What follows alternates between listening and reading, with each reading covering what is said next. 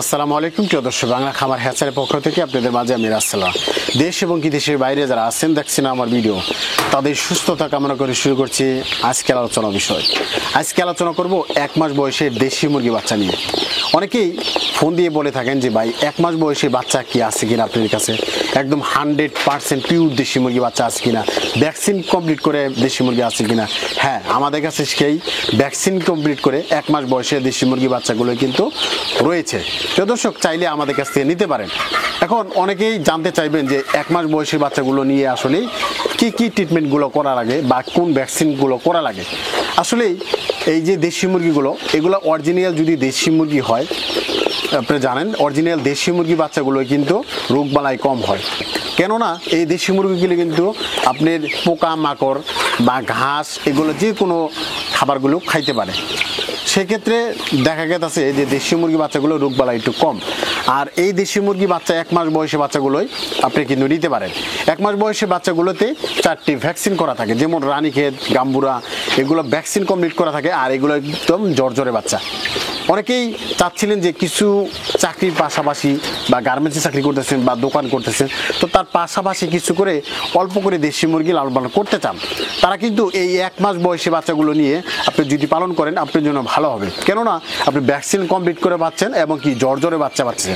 জর্জরে বাচ্চা একটা সুবিধা হচ্ছে যে আপনার এই বাচ্চাগুলো যে কোনো জায়গাতে লালন পালন করতে পারেন, যেমন খোয়ারে, খাঁচায় বা একটা ফার্মিং অবস্থানে, যে কোনো জায়গাতে বাসার একটা বেলকুনি রয়েছে বা রান্নাঘর রয়েছে, তার পাশাপাশি একটা পরিবেশ তৈরি করলে কিন্তু সেখানে এই দেশি মুরগিগুলো পালন করতে পারেন।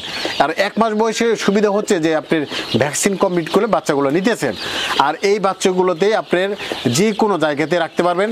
আর এই দেশি মুরগি বাচ্চাগুলো জানেন যে বাংলাদেশে বর্তমানে ব্যাপক হারে কিন্তু এই দেশি মুরগির বাচ্চার যে ডিমগুলো রয়েছে, সেই ডিমগুলো কিন্তু ভালো পরিমাণে বিক্রি করা যায় এবং বেশি রেটে বিক্রি করা যায়। এর জন্য কিন্তু এই দেশি মুরগি কিন্তু ব্যাপক হারে কিন্তু এখন বর্তমানে লালন করতেছে। আপনারা যদি চান আপনি এই 100, 150, 50টা বা 500 1 মাস বয়সে দেশি মুরগি বাচ্চা নিয়ে আপনি কিন্তু পরীক্ষামূলক আপনি একটা খামার শুরু করতে পারেন। মুরগি পালন করতে গেলে আপনি সবচাইতে গুরুত্ব দিতে হবে যে আমি কোন জাতের মুরগি নিয়ে আমার খামার করলে ভালো হয়। এই বিষয়গুলোই অনেকে না জানার কারণে বিভিন্ন ধরনের মুরগিগুলো কালেক্ট করে থাকে। তো দেখা গেছে পরবর্তীতে দেখা গেলে বিক্রি করতে গেলে ঝামেলা থাকে। আর এই দেশি মুরগি কিন্তু ওই রকম ঝামেলা নাই, কারণ বাংলাদেশে এমন কোনো প্রান্তে নাই এই দেশি মুরগি না চিনে থাকেন।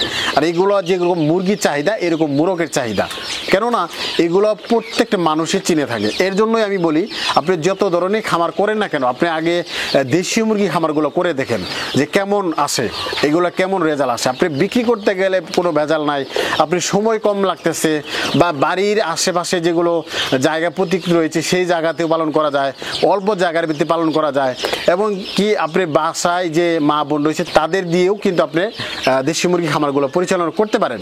এটি কিন্তু শুধু দেশি মুরগিতে এই সুবিধা রয়েছে, অন্য অন্য মুরগি পালন করতে গেলে কিন্তু প্রচুর পরিমাণ শ্রম দিতে হয় বা সময় দিতে হয়, লোক রাখতে হয়। এই দেশি মুরগি কিন্তু এরকম কোনো লোক রাখতে হয় না। এর জন্যই বলি আপনি পরীক্ষামূলক হিসাবে আপনি 50, 100, 150 দিয়ে আপনি একটা দেশি মুরগি খামার শুরু করেন এই 1 মাস বয়সী বাচ্চাগুলো দিয়ে।